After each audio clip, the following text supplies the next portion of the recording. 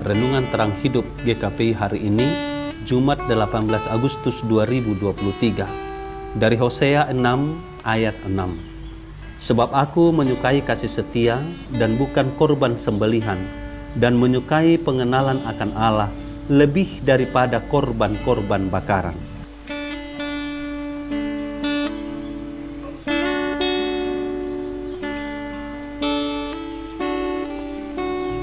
Kita dalam dunia ini pasti memiliki seseorang yang kita percayai, baik itu orang tua, saudara, atau lainnya.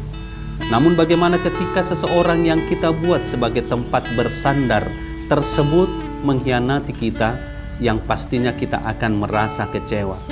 Demikian juga Allah terhadap kita umatnya.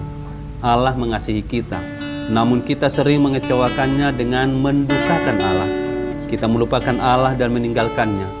Nabi Hosea juga mengalami pengkhianatan yang sama dari istrinya Gomer.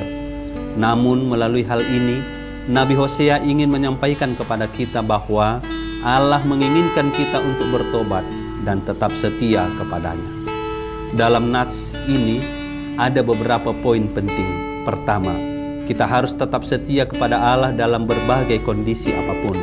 Sebab dalam dunia akan banyak cobaan yang menerpa untuk memisahkan kasih setia kita terhadap Kristus.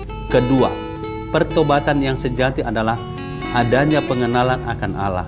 Seseorang yang mengenal Allah akan berusaha menyenangkan Allah dengan tetap setia dan taat kepadanya.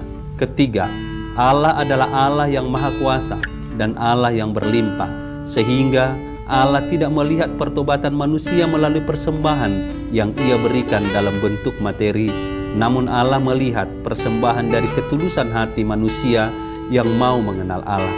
Oleh karena itu, sebagai pengikut Kristus kita dituntut untuk bertobat dan setia kepada Tuhan di dalam kesungguhan, bukan keperpura-puraan seperti yang banyak dipertontonkan oleh orang. Kita menyadari bahwa setiap orang akan berlomba-lomba membuktikan pertobatan mereka kepada Allah. Itu sebabnya kebanyakan orang ingin menyenangkan Tuhan hanya melalui persembahan materi yang diberikan. Meskipun itu hanya formalitas belaka supaya orang dapat melihat mereka bertobat. Akan tetapi, sebagai seorang Kristen kita harus bertobat dengan sungguh-sungguh, yaitu dengan memberikan hati yang setia dan mengenal Allah dengan sungguh-sungguh. Kita harus membaktikan hidup dan menjadikan hidup sebagai perwujudan kasih setia kita kepada Allah. Bertobat tidak diukur dari isi dompet, melainkan isi hati.